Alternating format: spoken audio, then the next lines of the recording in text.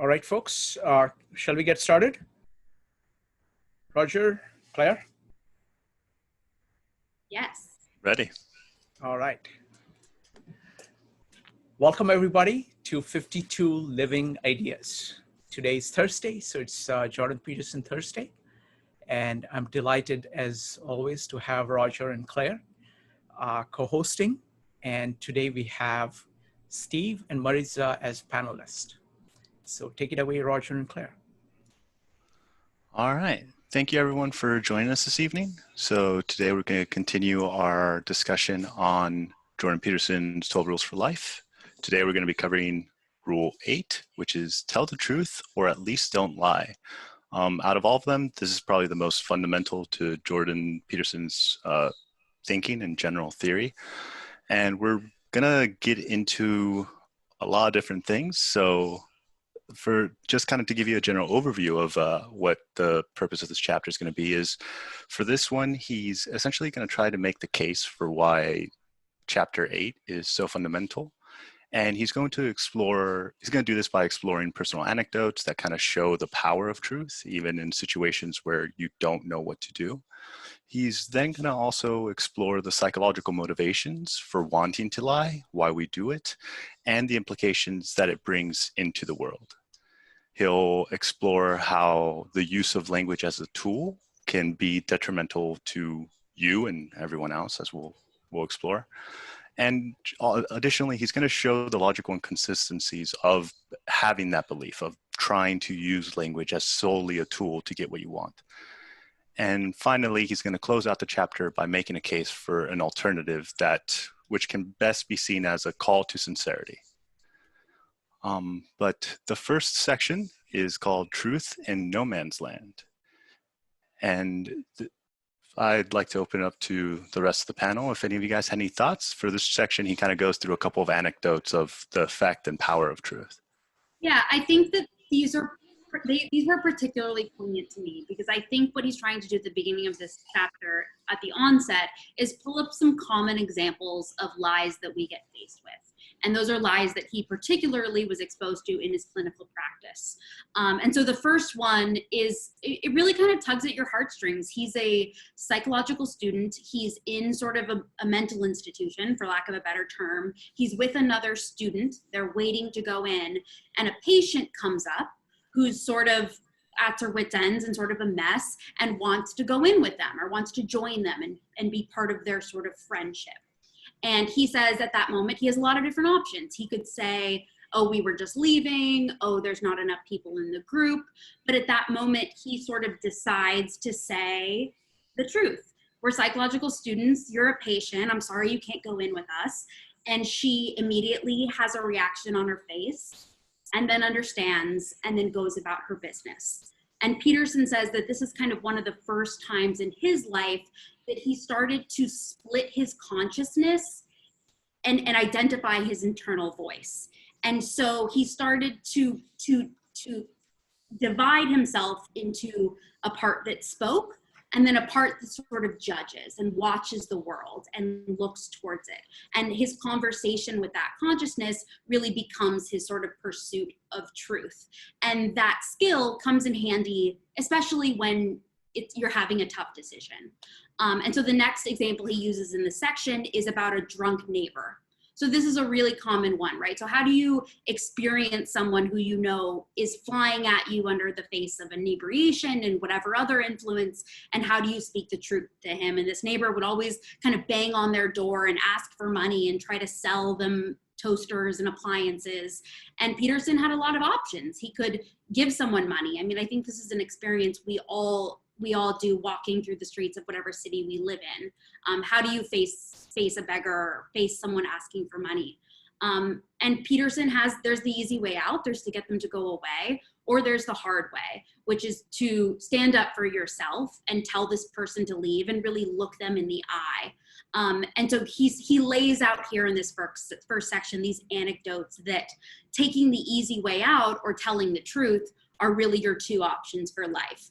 And they're not just your two options, but they're merely two different ways of existing. And I think that's what we're going to try to lay out for you is like, tell the truth. Okay, cool. We all know that. But when you choose to orient yourself toward the truth, it truly becomes a new way of interacting with the world. And he's going to kind of carry on and tell you why that's so important in the rest of the chapter.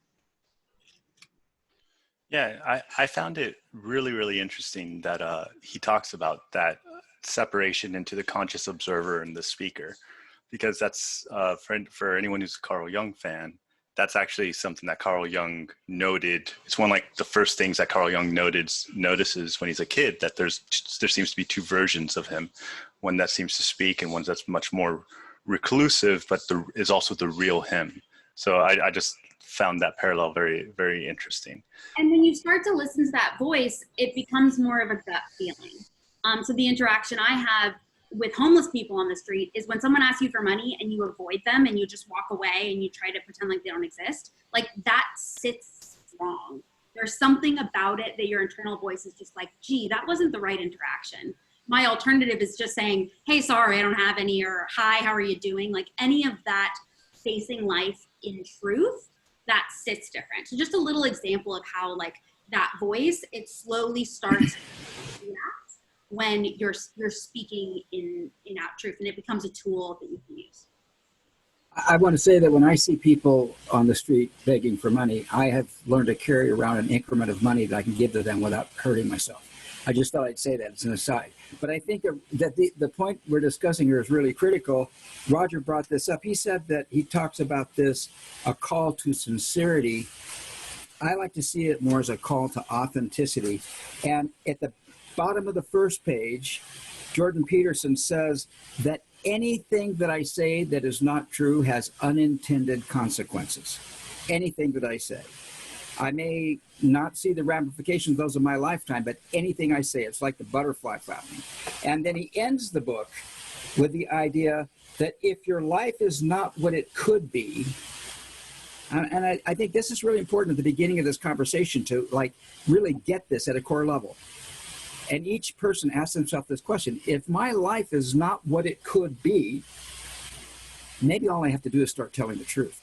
And I want you to really hold that out as a possibility. So as you're listening to this discussion, you don't make this some kind of intellectual conversation about, well, when can I tell a lie and when can I not tell a lie? And when is it efficient and when is it not efficient? Forget that. Come back to authenticity, a way of life. If I want my life to be better, I simply tell the truth. Make that the rule, and we'll develop that more as we go. That's what I wanted to share here at the outset.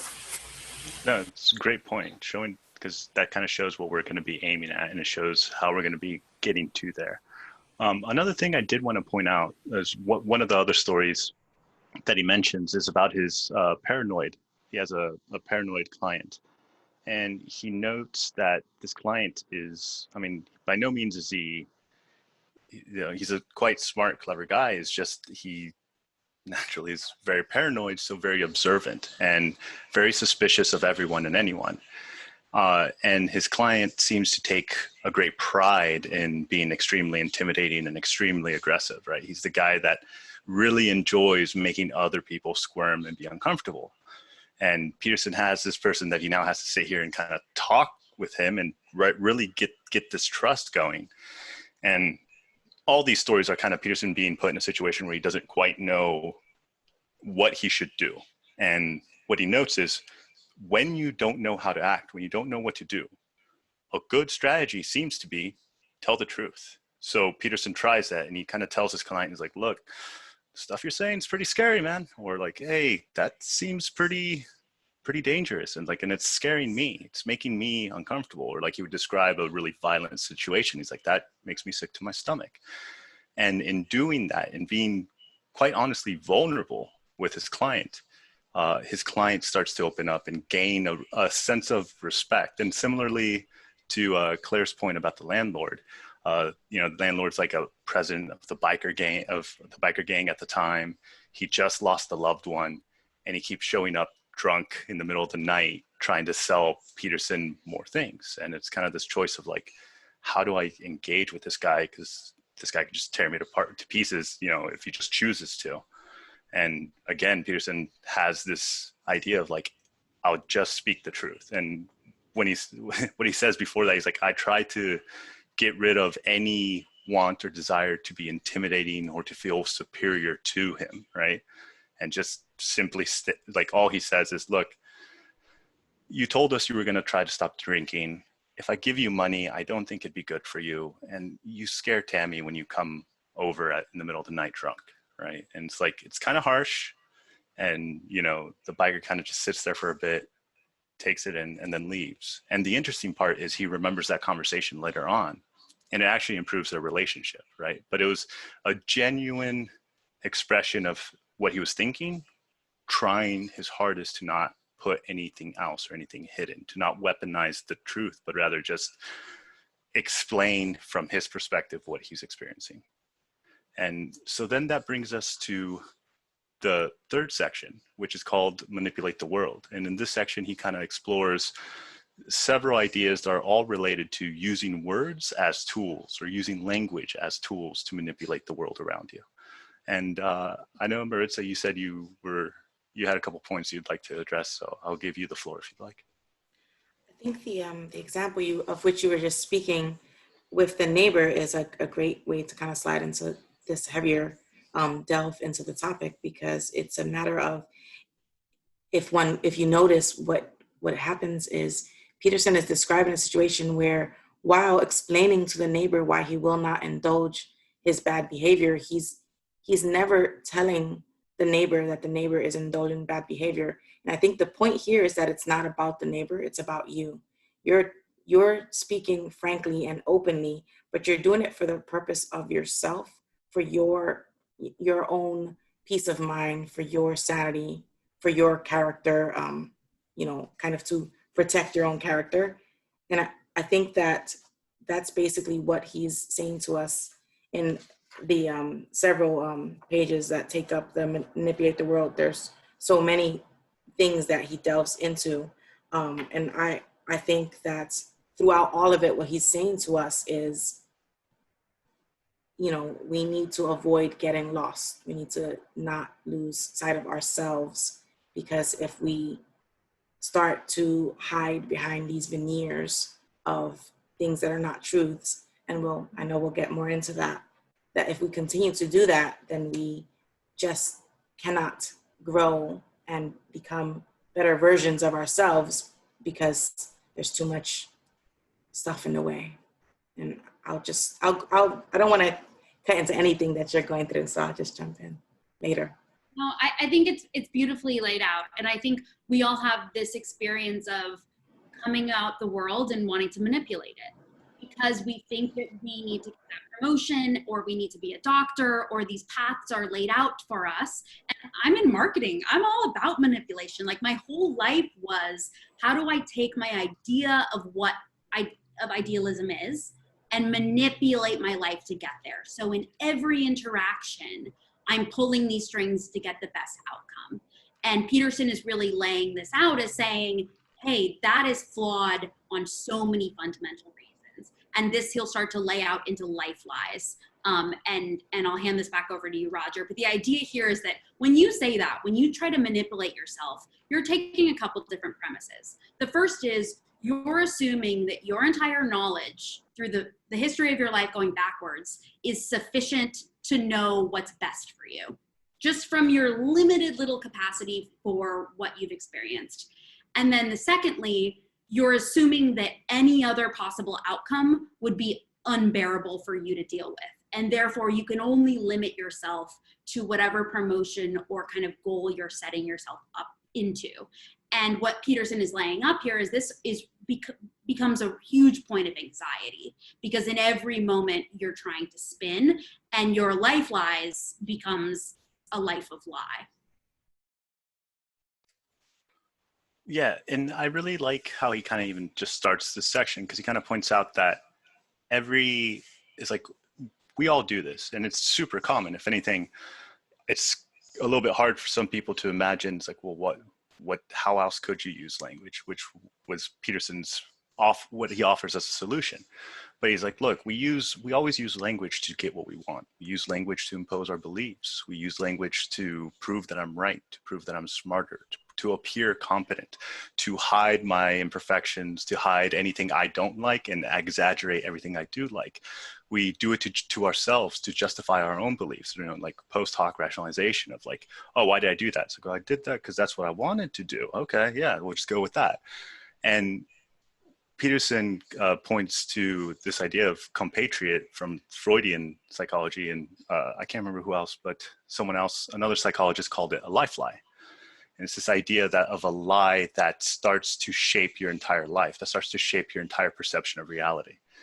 And as Claire already mentioned, there are two premises that this entire philosophy is based on. The first is that the current information that you have is enough information to determine the good. And here the good is whatever is desirable, whatever future is desirable. Unquestioningly, and far into the future. So like that is gonna be the good. That's the thing that we should aim for. And doesn't matter how far in time you go, that's always gonna be the case. And the second is that reality would be unbearable if it was left to its own devices. And we'll come back to that one. But for the first one, Peterson kind of points out that actually can't be philosophically justified. If you want to claim that you already know, then what you don't allow for the consideration that what you're aiming for may not be worth attaining, right? The goal itself may not actually be as worth as much as you think. Secondly, you have the time constraint that if by the time you get that goal, it may no longer be relevant or may no longer be necessary, right? And so then you have the second issue that you could just be wrong, right? As I think it was John Rawls or Bertrand Russell. I always mix up the two for this quote, but he said, "I'm never willing to die for what I believe in. What if I'm wrong?" Right? Is that the idea that's like, look, you always have to give room for the fact that you could completely just totally be 100% wrong on all your beliefs about everything. Then he points to the second one, the idea that reality itself would be unbearable. He says this is actually kind of worse, because then it means that you believe A, reality is intrinsically intolerable. You can't stand it, and it's a hellscape, but also that it can be successfully manipulated and distorted. So it's like, well, it's this assumption that's like, well, if that were the case, why would it be the first one if you can successfully manipulate and distort it, if it's that easy and if it's something that's not even accessible?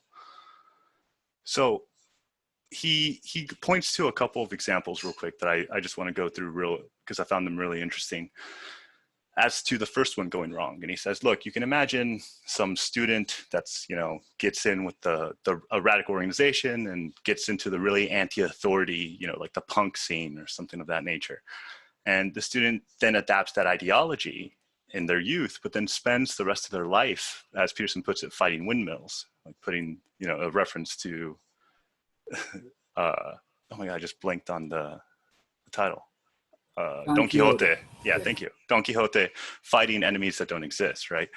And he also points about the 18-year-old that declares that she will retire when she's 52.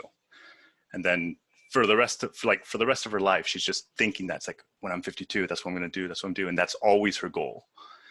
And, it's this idea that she doesn't really seem to realize that the goal that she pointed to, by the time she'll reach it, may not even be anything that means anything, because she came up with that goal when she was a child. She came up with that goal when she was 18. What would she know about retirement? What would she know about her 50-year-old version, right? What would she know about 30 years, like around 30 years of life that would be passing between the two?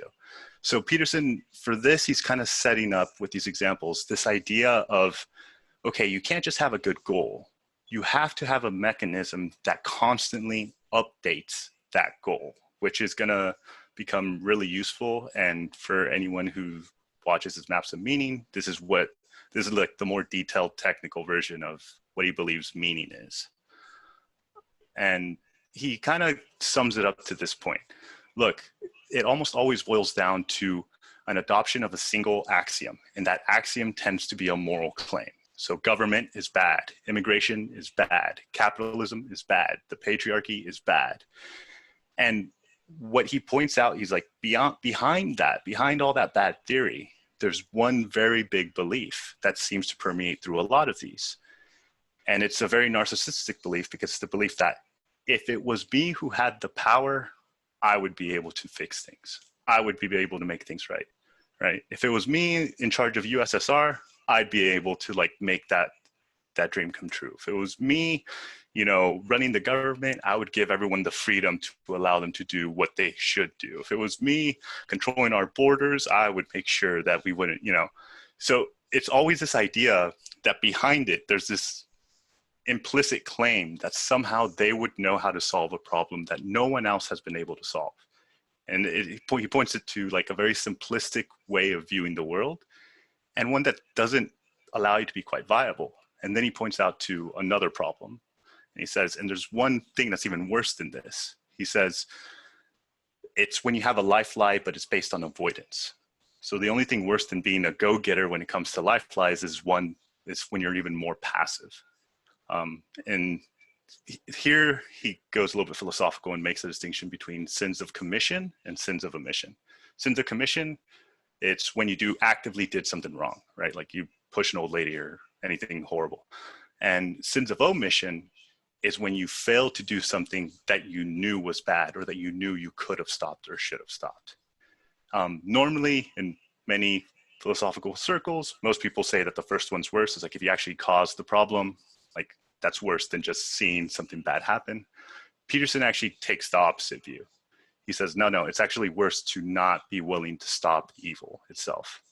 And he's going to make, it's not worse, but he points it at least at the same level, and he dives into that with the next section. But before I dive into any of that stuff, I want to make sure I'm not missing anyone else's point or anything you guys would like to jump in.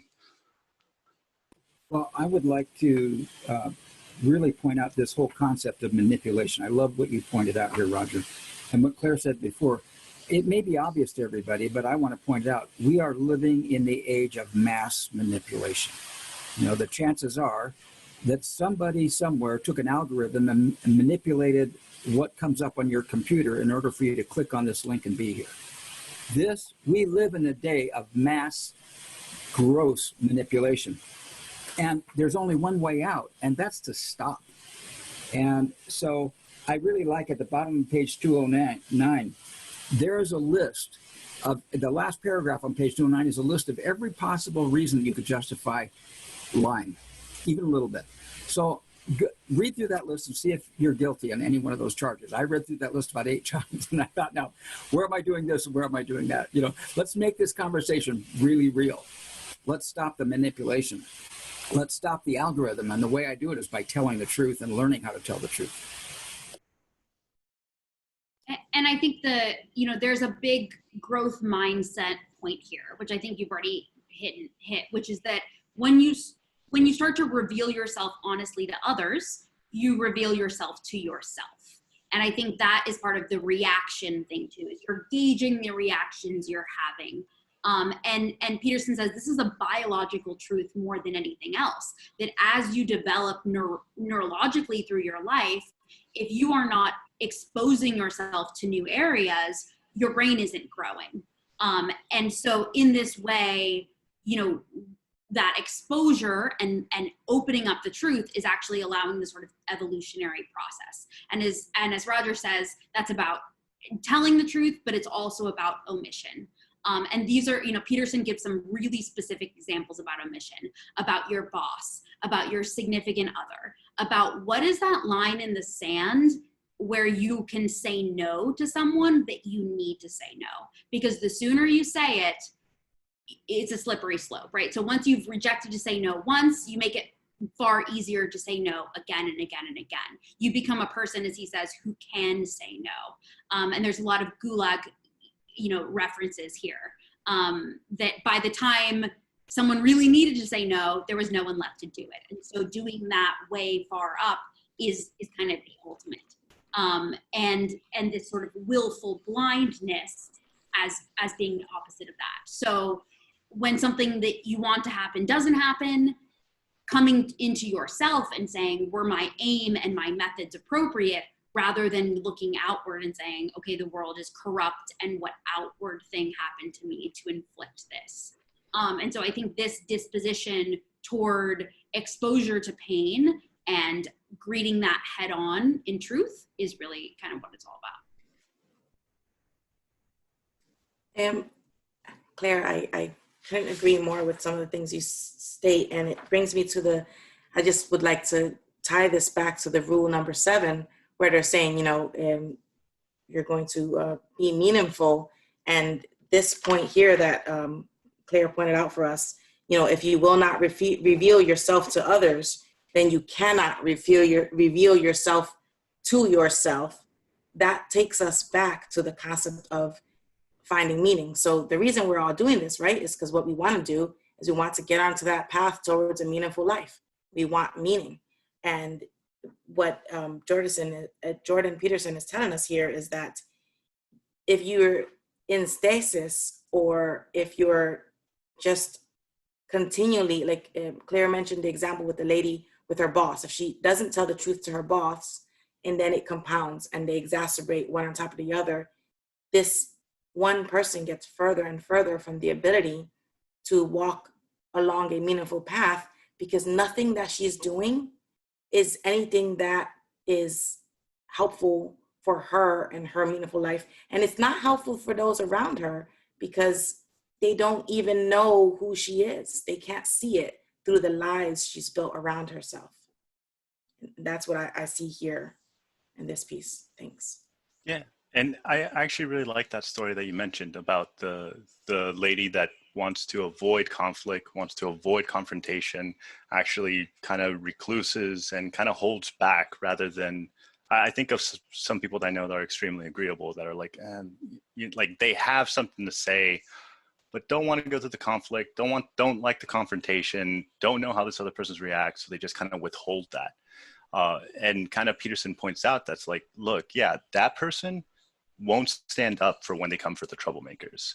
It's like, what she doesn't understand is that she's the next one, because the people that are invisible, right, the people that you don't know what value or what they do here, it's like, those are the next people that would likely get removed. In this case, in like a company policy that isn't quite fair, that is, overly discriminatory. And that's kind of where he brings this idea of like, look, if you can't reveal yourself to others, you cannot reveal yourself to yourself. And that quote really did resonate with me, especially once I started taking on this idea of, especially with this rule of being able to tell the truth. I was extremely shy when I was younger and really struggled to talk. So, and I've been really surprised just being able to start talking with other people, how much I got to know myself and how much I got to know what I believe and what I think just by having discussions with other people. Because sometimes I would surprise myself with the things I would say, and I'm like, oh yeah, I do believe that, like, right. But it's this idea of like self-exploration through dialogue, which is also why therapy works, right? Like it's that idea of like, you're mostly talking about yourself, but even through that, you're exploring it. You're exploring yourself through that. And as several people have already mentioned, and I think it's also in the comments, that there's also a genetic effect, right? The idea that some studies have shown that when you're put in a new environment, you'll actually, your central nervous system will actually turn on new genes that will code for new proteins. And those proteins are kind of like the building blocks for the structure of your brain. So what that means is that you still have a lot of potential in there.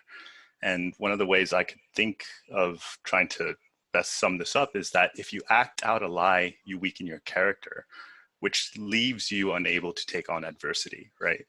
It leaves you with the incapacity to take on those extra challenges. In other words, if you're not able to rise to the occasion, like you don't really have that, you don't give yourself that opportunity, that challenge to be able to adapt and rise to the occasion and become a better version of you. And from here, Peterson does jump a little bit quickly into philosophies that believe that reality could improve by lies. He doesn't talk about this in the book, but one of the good examples that he mentions is, this is what he believes, like, for example, positive illusions theory, and the idea that like life is so terrible and meaningless that if you were to actually understand the conditions you were in, you would just go crazy. So what you should do is basically tell yourself lies. That way you're preoccupied with like the really small and easy stuff until you die, and then you don't have to worry about it anymore. And like Peterson completely hates and rejects that point of view. But that would be a view where it's like, no. You as a human can't actually handle looking at reality. Reality is too much for you. So you might as well just keep lying to yourself until you die, and then you'll be done with this. There's the important thing about these views that Peterson points out is it's cynical, hopeless. It passes judgment on being and on becoming, and then finds them lacking, finds them flawed. And they view truth as not enough to save anybody, and an honest man as someone who's deluded, someone who's like, you're crazy, you're just ignoring reality as it is, even though we can't look at reality according to the theory, but you get the general point. And this is his main point, is that the philosophy brings about and then justifies the endemic corruption it constantly complains about, right? It's essentially, if you actually believe that, then there's absolutely no reason why you shouldn't just be out for yourself and, be very Machiavellian about the entire game and just be quite psychopathic, right? And he also points out a very technical view here, but I think it's really important, is that he points out that this view also limits your ability to create a vision for the future, because you can't, because any vision you have is already naturally a lie by the theory's own view. And because you don't have a vision, the reason a vision for the future is important is because it allows you to associate the current actions with a long-term goal. And once you've associated your current actions with long-term goal, it makes those actions have significance and importance. So here's a reiteration of his theory of meaning, right? You have your current location, your ideal location where you'd want to go. And then if you can connect the current thing you're doing with that as something that's helping you move towards where you want to go, the actions themselves start to become meaningful. The biggest problem there is like, all right, well then what should be the goal? Because that's what defines everything. And that's what we get into a little bit later. But he also points out, still talking about these philosophies, is these philosophies also engage in willful blindness, right? And the fact that it's a refusal to accept when there's an error. It's a refusal to constantly adapt. So similar to like the scientific method, which I think is a part that a lot of people forget about science, is that science never claims to be the ultimate truth. It claims to have a theory of the truth. And if there was to be a lot of evidence or a different conceptualization or a different theory that could prove things wrong, then they would have to completely reconceptualize it and come up with a new construct to manage those theories. This is kind of similar, only it's a theory for yourself about reality itself. And it's this idea that like, if you believe that the truth isn't valuable, that the truth is meaningless, then your theory of reality itself means that when you get feedback, when your theory doesn't work, that's not necessarily a failure, or you can blame the failure on something else rather than seeing it as, okay, whatever didn't work means that my conceptualization of my current situation was incorrect and I need to reassess and see what I don't know, right?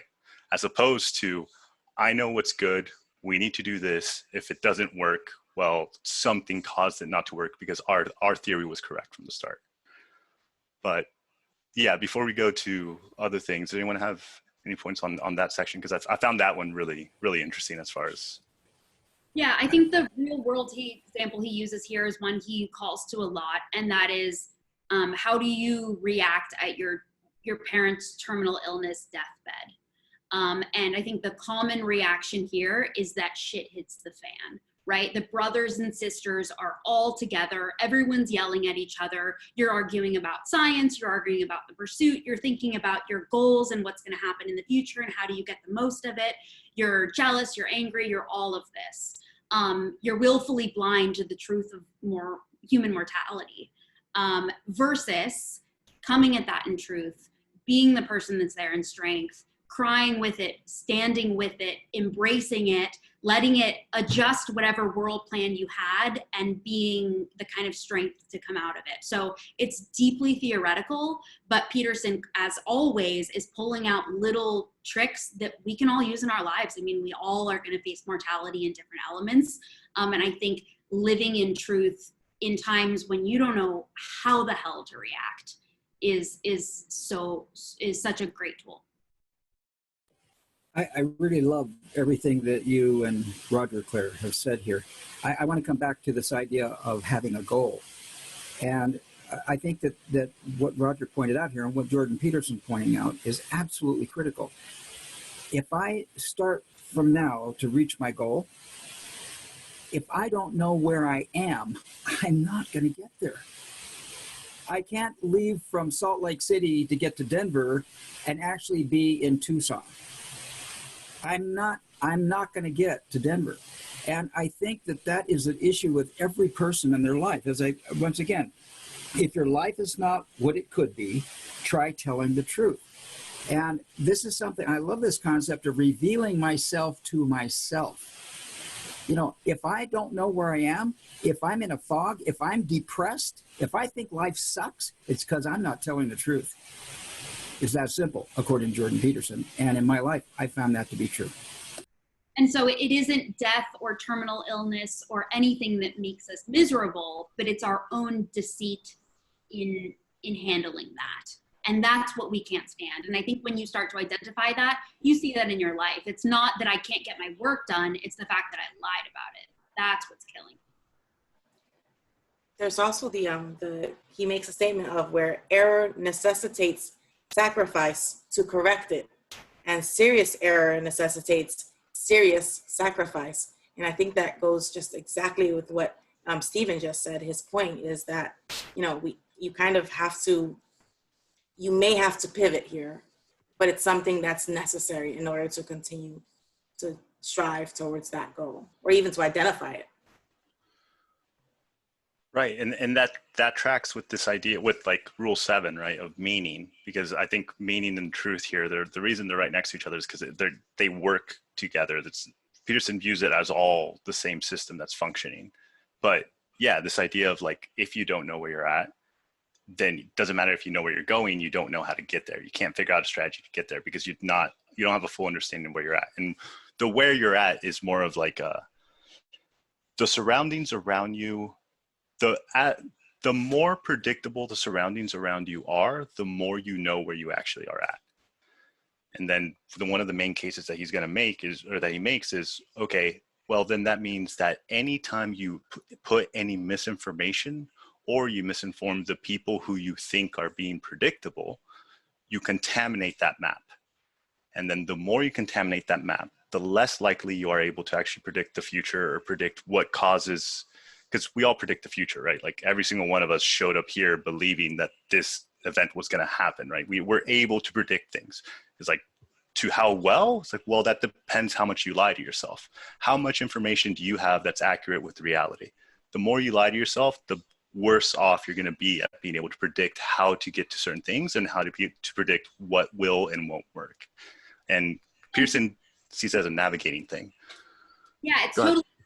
And it's integrating, right? So if your map doesn't set right, where if you show up differently at work versus with your friends, or if you believe this for religion, but it doesn't solve, it feels wrong here, then there's some work to do in integrating your map. And I think that is the fundamental sort of orientation that we all need to stir our pots to kind of be settled. And then you get to bring that truth to the rest of the world and test it. And it doesn't feel right over here. Okay, so I'm gonna fix it a little bit. Okay, and moving it around. But I think my experience is I was so filled up with lies that just sorting through what you believe and getting to a point where you even can show up to tell the truth because the conversation between what you're speaking and what you believe is in agreement, and getting those people to like each other is so fundamental. And I think this is where truth telling becomes an antidote to anxiety and depression. Because if you can get your internal voice to like the things you're saying, then you like yourself, and then you get to love yourself. I think there's another factor too. there's a point in my life where I get really tired of people lying to me. And what's worse is when I've been lied to and I believe in it and I do something about it. And I'm going, wow, how was I so stupid that I believed that? And I'm going to say that if I come back to this chapter in Jordan Peterson, the way I tell when people are lying is I stop lying. When I stop telling those white lies and when I stop lying, I suddenly hear when people are lying. You know, I've worked as a hypnotherapist before, and people will come in and talk to me. They're lying to themselves. How many people do you know in your life, when they open their mouth, they are lying to themselves, right? And this is a time to intervene. And it's a time to say, gosh, you know, I'm having a feeling right now. Do you mind if we have a real life discussion about what's going on? We can talk about other things later, but the less I lie to myself, the more I hear other people lying. Very well put. All right, so we'll go ahead and move to the last section. And this section is kind of Peterson's alternative to just using language as a tool, as an instrument for you navigating. Instead, he says, well, what if we just stopped lying? And then he ends the book. No, I'm joking. No, but he postulates the question. It's like, okay, well, like, look, what if we stopped lying? It's like, well, what would that look like? What would that be? It's like, well, what if instead of trying to speak as though you had the goal and that defines what you say, you instead aim to be as articulate and accurate as you can be to your internal self. In other words, being able to express what you're seeing and what you feel and put it as closely, as best as you can to others, right? And he then says, like, all right, well, what's going to happen? It's like, well, it's impossible to know what the best means or goals are, but we do need an aim, like, right? We need something to aim at, because otherwise, yeah, cool, we're not going to use truth. We're going to use truth, but we're still kind of stuck in this weird loop of like, okay, but truth to what, towards what, right? And I have a real quick quote, because he essentially says, like, well, you need to define an aim. And here's why the aim is important. An aim, an ambition, provides a structure necessary for action. An aim provides a destination, a point of contrast against the present, and a framework within which all things can be evaluated. An aim defines progress and makes such progress exciting. An aim reduces anxiety because if you have no aim, everything can mean anything or nothing, and neither of those are options for a tranquil spirit. So it's this idea that, like, all right, so we need an aim. What can we use to help us define the aim? And here's where he says, like, well, traditions can actually kind of help us in this, because if you consider them, all our ancestors had the exact same problem we have, right? They were in the exact same game we were, and we can actually look to the things that have been passed down to see what they have to tell us. And here's where he kind of jumps into the Egyptian origin myth.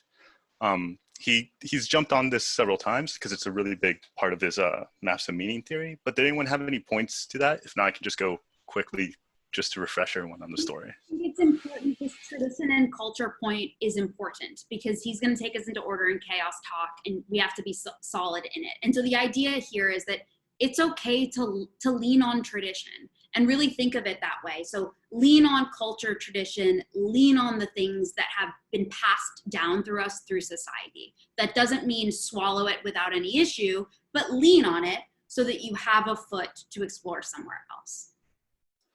And exactly that strategy that Claire just explained is essentially what's encapsulated in the origin myth of for Egypt. So the idea, I'll go real quickly through the story because I'm sure many of you guys already know it, but Osiris is kind of the founder. Peterson says, imagine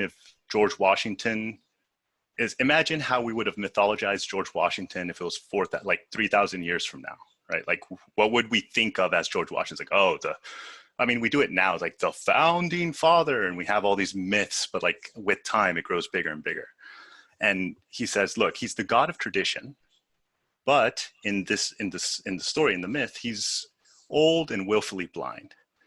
And he has his brother, which is the evil brother, very common theme, who overthrows them. There's a lot of different stories. The one I've heard is that he makes him a tomb, and like that's all the gods that no one can sit in the tomb. So Osiris does, and then he just locks him in there. And then later in the story, Set cuts Osiris into pieces and spreads them all across Egypt. And the idea here is that, again, the symbol being Osiris, he's tradition. He represents the things that are already there, things that are already established. And Set is, you know, the evil brother. And once that happens, once Osiris is killed, Isis comes back. Isis is the queen of the underworld, and she goes and tries to find all of his pieces. She eventually finds his phallus and impregnates herself with it. She then gives birth to Horus, who, when he is born, has the head of a falcon and is the god of paying attention. Horus and Set fight, and in that fight, Horus wins, but unfortunately loses an eye. Rather than putting his eye back, Peterson also, not in the book, but in his lectures notes, that's like, yeah, you could have just, it's a myth, so you can do whatever you want, right? Like you could just put the eye back and yeah, he's a god, whatever. But he says like, he does something very different. He goes to the underworld, finds his dead father, Osiris, and gives him his eye. And doing that, Osiris comes back to life, and they both escape the underworld and rule Egypt together. Now, if you're not very familiar with Peterson's thought, that might sound like a really weird story. There's some, you know, like detached phalluses and guy with falcon head.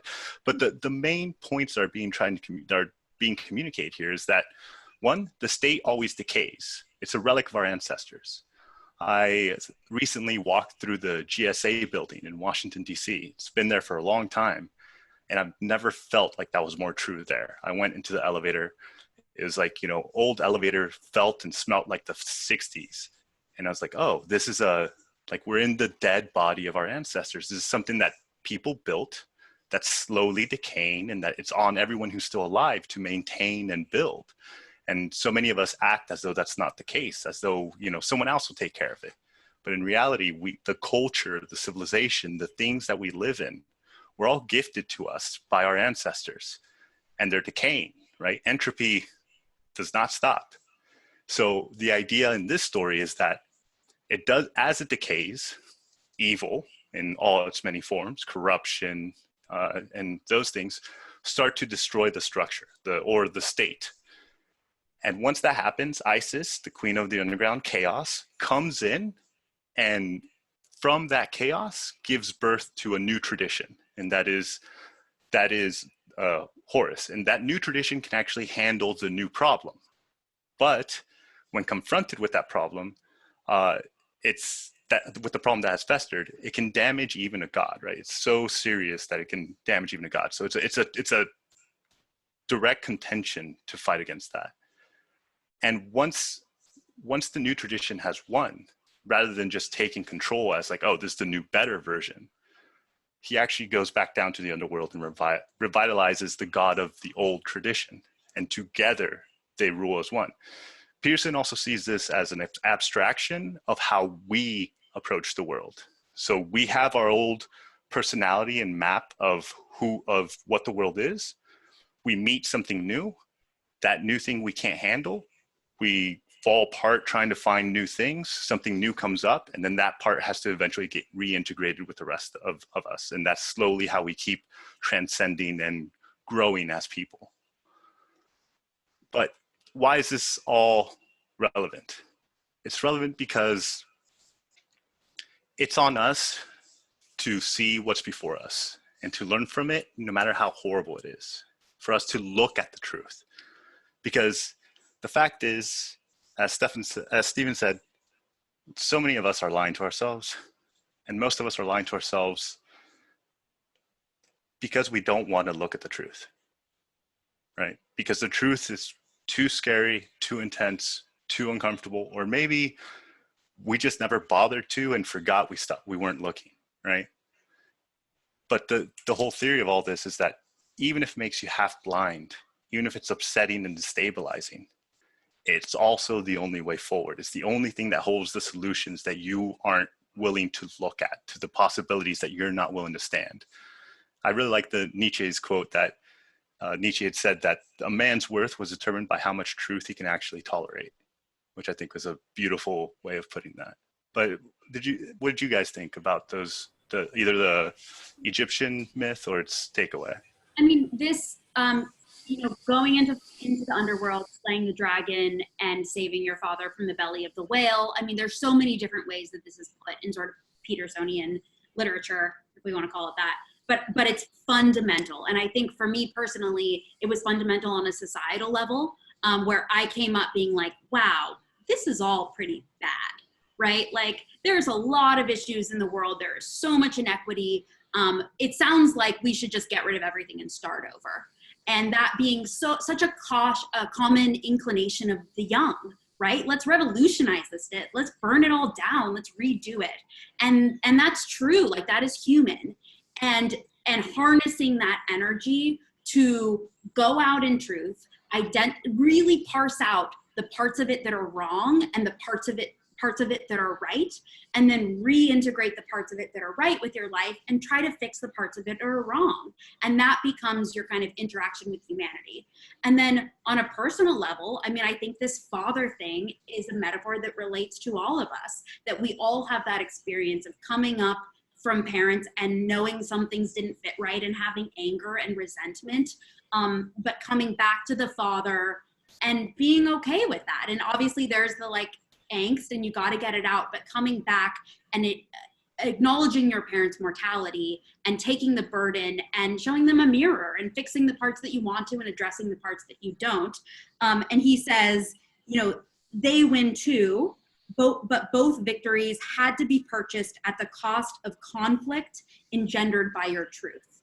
So there is this conflict that we all need to walk forthright with, but that's the battle that's worth fighting. And I think so much of today is, let's not fight it, let's burn it all down, let's ruin it all. But I think us navigating that on a societal and on a personal level is really what he's advocating for here.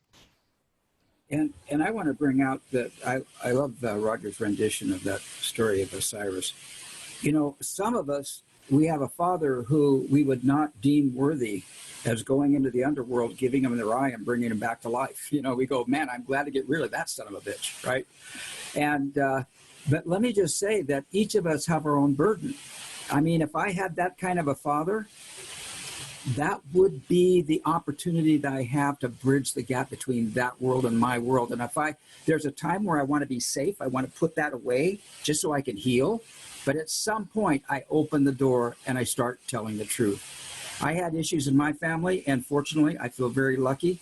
I didn't with my stepdad, but with my mom. Before she died, I got to be with her and talk to her about the life. And I almost got emotional there. Some of us have that opportunity, and some of us don't. So, but I want to say this. Therefore, it is imperative that everyone here create a safe space. In other words, my father may not be safe. My mother may not be safe. My family may not be safe. Or maybe my family and my father and my mother are, and I'm just too damn proud to go talk to them. But whatever, it's imperative. Create a safe space where you can start telling the truth to somebody. It doesn't have to be a therapist. And find this safe space, create the safe space, create ground rules. And say, if I tell the truth here, can you keep it confidential? Will you not judge me? Can I just listen to myself talk and learn what it is I'm thinking, what I'm feeling? Create a safe space and really utilize all of these concepts we're talking about. Thank you. If I could just add one small thing here to the tale that's described. It's kind of a little bit of a gruesome tale, but what I see it telling us is that when we voluntarily confront, maybe the unknown, as it were, you're moving of your own volition, you're gonna be bold in your exploration of this thing that you don't know what the outcome is gonna be. The reward is that you're gathering information and that you are building a renewed version of yourself out of that. And so that therein is why you put yourself through this grueling tale, because at the end, regardless of the outcome, like if she had never found had the tale gone sideways in a different way, it would have still been something gained at the end because of the manner in which it was attempted. And I think that that's an interesting corollary. Sorry. No, yeah, it's great.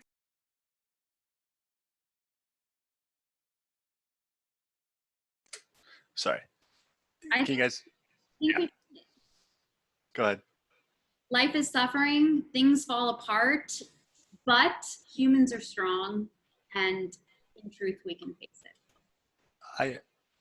I do want to give one last breakdown of what to some extent he prescribes, or at least offers as a solution, because he essentially says, all right, well, what is it that we can do about all this?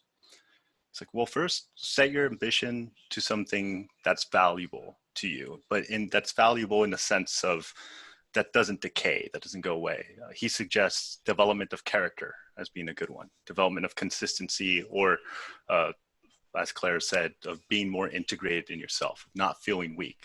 Don't say things that make you feel weak, or that make you feel, for me, it's not, I wouldn't describe it as weak, I feel sick, right? When you say something and you kind of lie, or you say you're caught in a situation where you're tempted to lie and you do it, and then you have that weird slight gut feeling of like, you're a liar. It's like, yeah, I know. Let's just get out of here, right? Like, I think most of us really do have that sensation.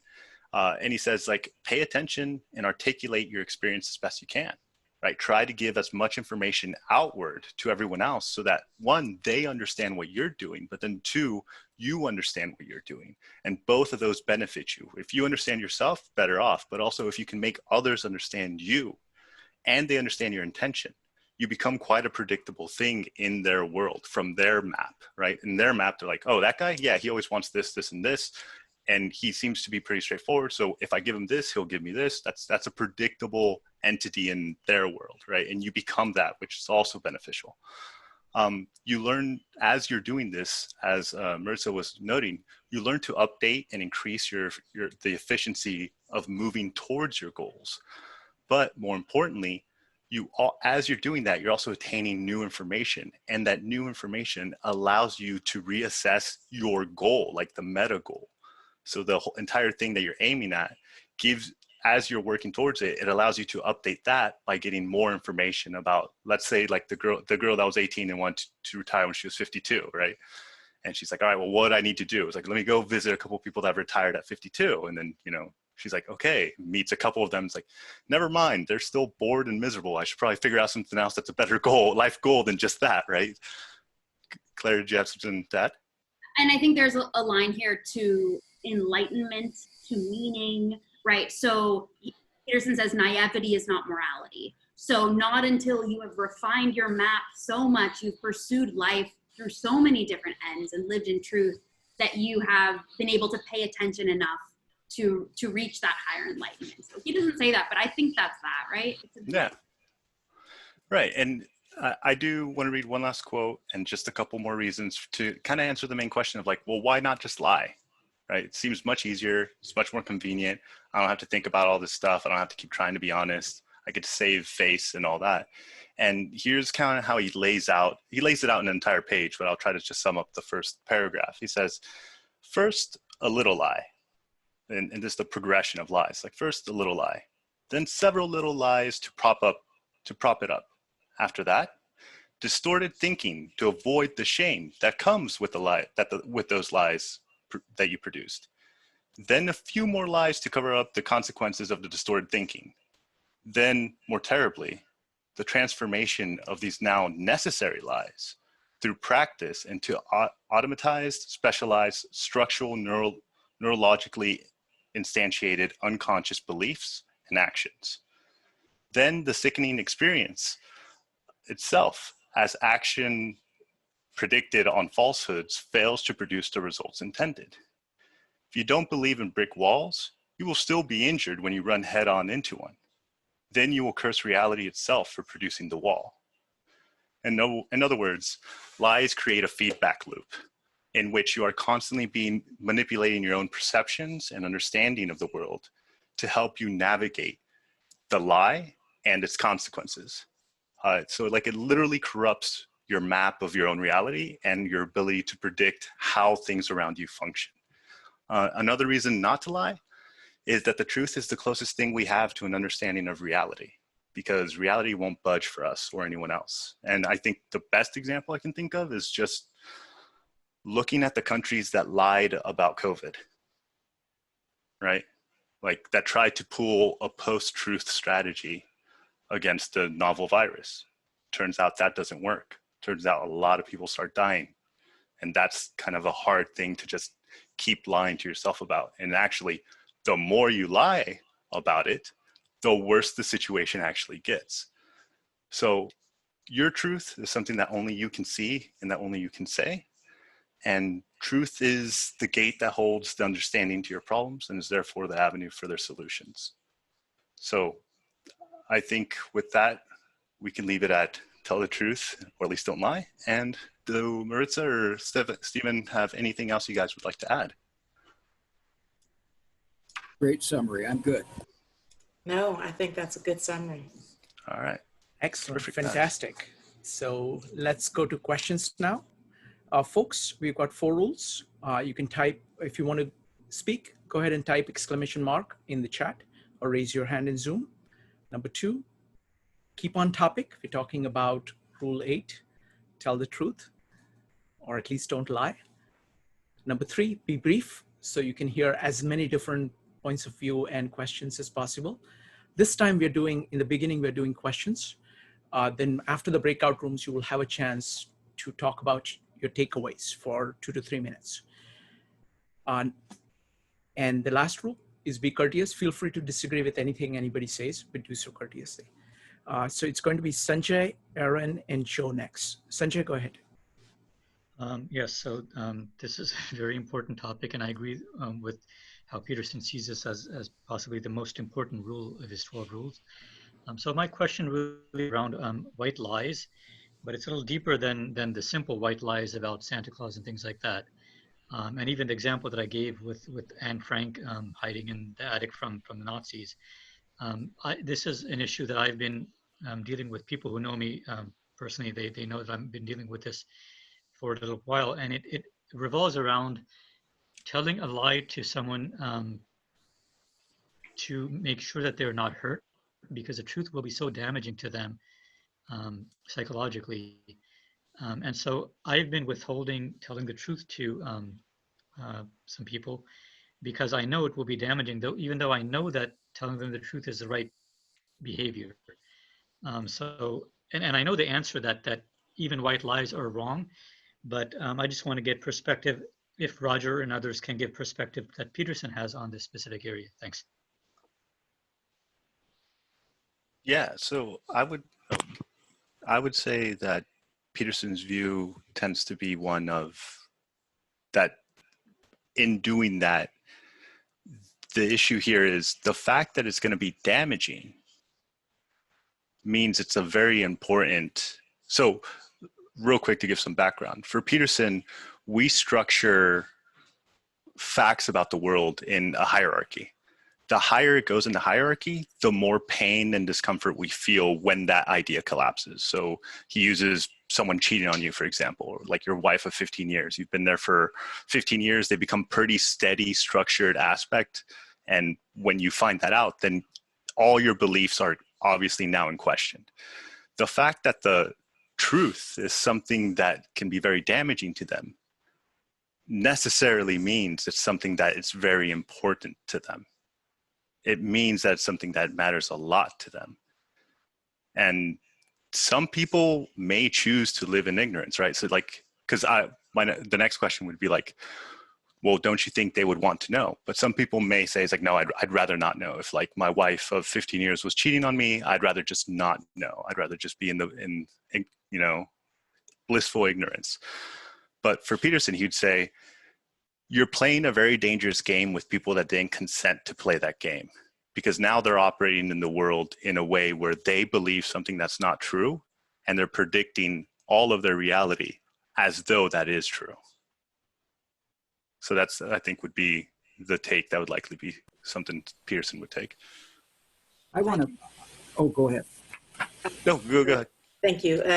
I just wanted to very quickly say that I also, I think that speaks to the matter there is the key that Roger said is you are allowing them now to believe a truth that you already know not to,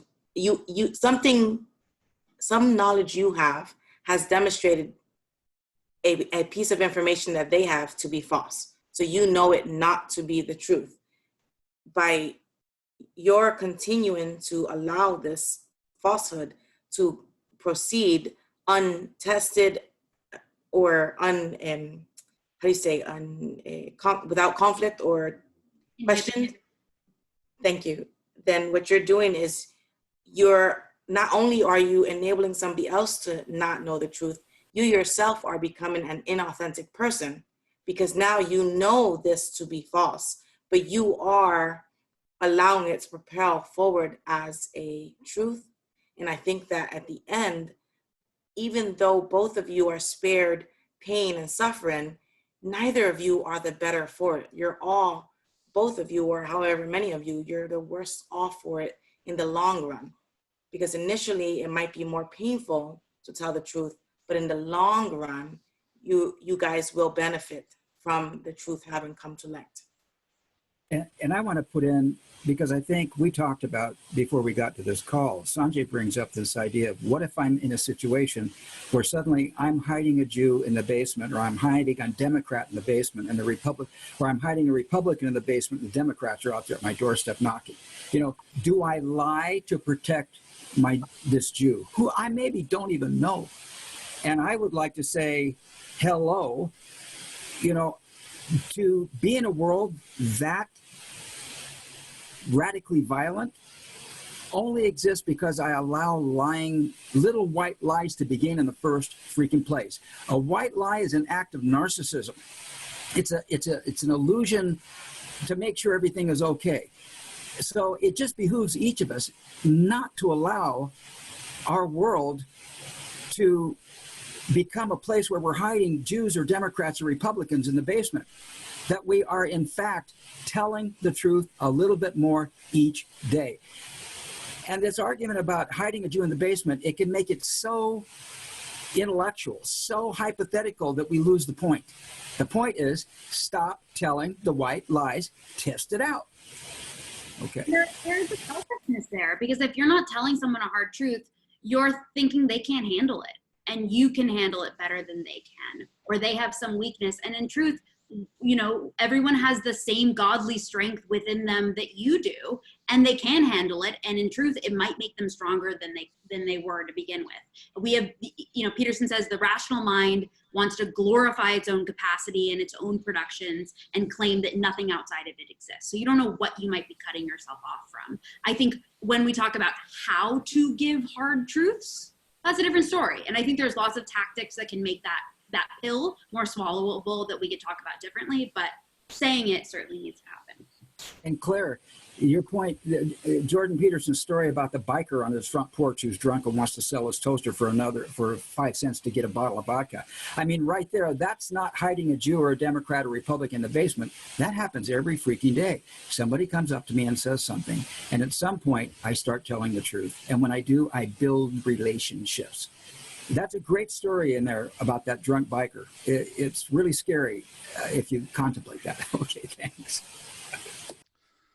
Okay, next up is Aaron, followed by Joe. Folks, you can line up for asking questions by typing ! in the chat. Go ahead, Aaron.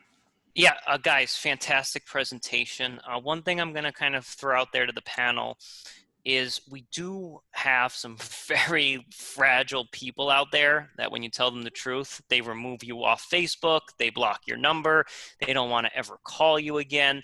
One thing I recommend, and maybe the panel disagrees with me, is to keep asking them questions. Just keep questioning everything, keep questioning it. And the hope is that eventually they themselves arrive at the truth. Now, I think that if you're dealing with a normal person and you can tell them the truth point blank and they can handle it and everything is going to be fine, that's fine. But if you're dealing with a very fragile person, I think a step in between that is to just keep questioning them until they eventually see what's going on around them. But again, that's just my thoughts. Yeah, and I think Peterson has a great point about not weaponizing the truth, right? Because that's another aspect. Because one of the things, like in the story about the biker gang guy that shows up to his house, is that any possibility of dominance challenge or any possibility of mocking or anything like that immediately is going to throw into question the sincerity of your comments, right? The sincerity of everything else. And that, I think, is a really big point to make, is that when you tell the truth, that doesn't give you a full liberty to use the truth as a bat to beat the crap out of whoever you're arguing with, right?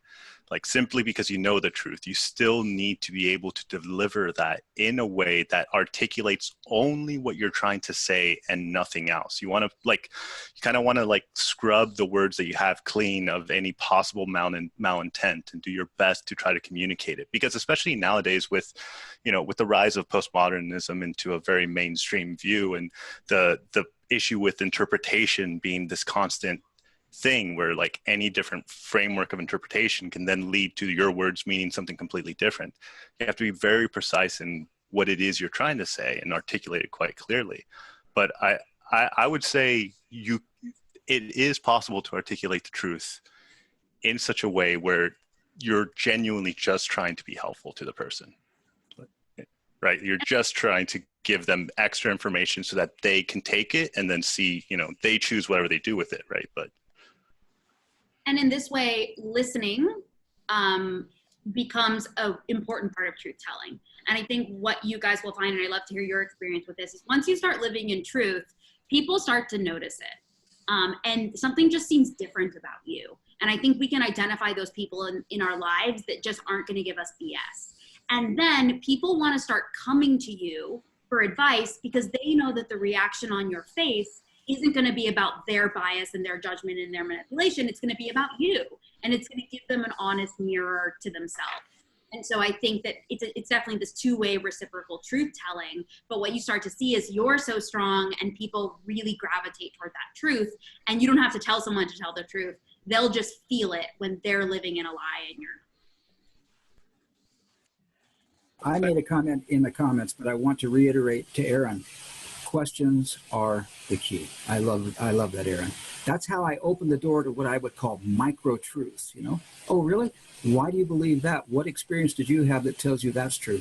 And let those people start to speak, and their own minds will open up to truth just by asking the question. Perfect, Aaron. Love it. Excellent. Next up is Joe, followed by Dave. Joe, go ahead. Thanks, guys. Fantastic presentation, as always. One of the things that stuck out to me in this particular chapter was the idea of pride and absolutism and how that facilitates lying. Essentially, he has the quote where it says, "Pride falls in love with its own creations and tries to make them absolute." Is it absolutism that forces us to lie and creates chaos? Is that one of the things? Because I really think that that's an important part of this chapter, is that not only we don't always know the truth, so that, this idea of when you become absolute, that you're almost facilitating a culture that isn't going to have to lie. Right. And we kind of skipped over this because I was just looking at time, but one of the main things that he points to is Milton's Paradise Lost, of the idea of Lucifer, right? And how Lucifer is, for all intents and purpose, the god of rationality, right? Not in canon, but essentially that's what he's representing, is that the angel of rationality, the light bringer. And what he points out is that rationality, through all its capacities, also has its own capacities for self-deception, for self-manipulation, and everything else. And it seems to be one of the strongest aspects of our mind that we have, but it tends to fall in love with its own creations. And what he means by that is, once it creates or resolves a certain system of thinking, it then starts to just kind of shut down any other possibility of any other extra information that isn't directly derived from rationality. And I would assume that most of us are actually kind of to some extent on that, right? Like we tend to be like, look, it's either logical, and if it's not logical, it's nonsense. We don't, a lot of people seem to approach it where it's like you've met people that are very hard science, right? Like, and only hard science is the only thing that matters. And no, I don't care. Like, if it can't be measured, it doesn't exist. And that's kind of that idea that once you reach that rationalism is an extremely useful tool. However, it does have one temptation of becoming an absolute theory that's like, oh, there's nothing else to learn. We got everything. And once you have people, once you convince yourself of that, it's quite easy to then presume that you know exactly what the solution is that no one else has been able to figure out, right? And any new information that comes in isn't, oh, my theory might be wrong. It's, oh, something's stopping it, or this damn reality, or, you make up other excuses, but never question the actual structure you're standing on. So next up is Joseph, Dave. Yeah. If I could just say, Joseph, really good question, man. You could have been on this panel and added a lot just from the context of your question. But I want to bring out one word, if I may, and that was, you said, what if we feel forced? Nobody is forced ever to tell the truth or tell a lie. And if you, to the degree to which I feel forced in my life to be a certain way, I need to go find that safe space immediately. Go find a safe space, because nobody is forcing you except the people that are around you. Get away. Next up is Dave, Tanya, and Anita. Dave, go ahead. A great presentation. It just came to mind to use I statements, especially in a confrontation. It reduces how judgmental things are. I was thinking, like in the drunk biker situation, his statement about you coming down here at middle of the night bothers my wife, rather than just say you're a mess. Just think it's a good thing to remember. Thanks. Hey Dave, I agree with you that sometimes it's just a very small change in a phraseology that can change the entire tone of a statement you're saying. For example, if I find myself in a discussion that is starting to slide towards perhaps an argument, you will hear me, I will no longer use your or I. I would switch to one. When one says this, one may be implying that. And the reasoning that I use for that is to avoid the perception even that I might be enforcing an emotion upon you. And I think that this is actually that, while he doesn't explicitly state this, if you read what it is he's actually saying to his neighbor, he does seem to keep telling his neighbor things he's feeling and things that his wife is feeling, as opposed to saying, when you do this, you are whatever. He's saying, I feel this way when this happens. My wife feels this way when this happens. And I think that just taking that half a second to just remove yourself emotionally in a manner that allows you a better way to have your words heard, as it were. I think when we get into the pointing fingers, you lose any hope of transferring anything, because, for there to be communication, it requires for the message both to be sent and to be heard. And if you get stuck if somebody starts to think that what you're saying to them is like admonishment, they may not hear your truth. Okay, next up is Tanya, followed by Anita. Tanya, go ahead. Okay, hello. I want to share this one thing I was just thinking about. So lying, I feel like, so lying is like another form of manipulation. So, you can tell yourself a lie so much that can be seen as truth to you, but to others not. And so, this can go into cognitive therapy, such as compulsive lying and other mental illnesses. So, and I see as a lie as a black matter, and the truth as white matter. So whenever I see it like, if you go into a room and there's this darkness, in order for you to feel sure to know where you're going, you want to shine light on it. and this goes back to asking questions. This goes back to you know, by asking questions, by being skeptical, by um by having a sense of understanding you know, who you're dealing with, you know, really matters. So these are things. While we like to think that everyone likes to know the truth, or you know, it's not necessarily the case in most cases. I feel like, you know, some people don't really give a crap about the truth, and they much rather see it as what they can get out of a situation, as opposed to you know, really care about the truth. So Okay. Anybody wants to respond? Roger, you're muted. Sorry about that. Yeah, I really like that analogy of dark matter and light matter, because especially with dark matter, the idea of like lies being essentially just as useless for navigation, right? And I think that the biggest the point that Peterson's trying to make as far as lies and the people that don't care about the truth is like, okay, but what the people that act that out are functioning with a map that isn't actually designated to the reality that they're in. And every time they get frustrated because they think something's going to happen, doesn't play out, there's going to be that temptation, just as from chapter 7, where about resentment, about when you make sacrifices. He even brings up Cain and Abel again, and he mentions like Cain kind of feigning to do a sacrifice, but it's not good enough. And more importantly, Cain, when God kind of rips him a new one, that he says like, you invited the thing that creates sin in, and essentially had sex with it, is this idea of like, you knew that you were lying to yourself. And Peterson makes a point that like, everybody knows when they lie, right? It's like, you may not know, you may be ignorant, right? You just didn't know. And he's like, well, that's inevitable. You're going to mess that one up. But the issue is when you know you're lying and you choose not to, you're purposely making your map incomplete or corrupted. And that's just inevitably going to lead to you doing decisions that you otherwise wouldn't do. And you have no idea what the decisions actually lead to, but they're not going to lead to what you're even aiming at. And that's his point for like, even if you don't value the truth, if you're super selfish, even for that reason, you should see it as in this way. Last question is, oh, sorry, go ahead. You know, speech is also the next step toward action.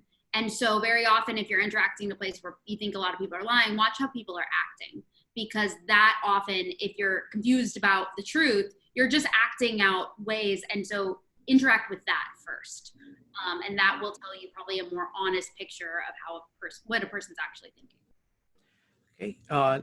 We're going to take one last question from Anita, and then we're going to do breakout rooms where we can go and discuss at a, you know, in a much more detailed way, and then we can come back and share our takeaways. So Anita, go ahead.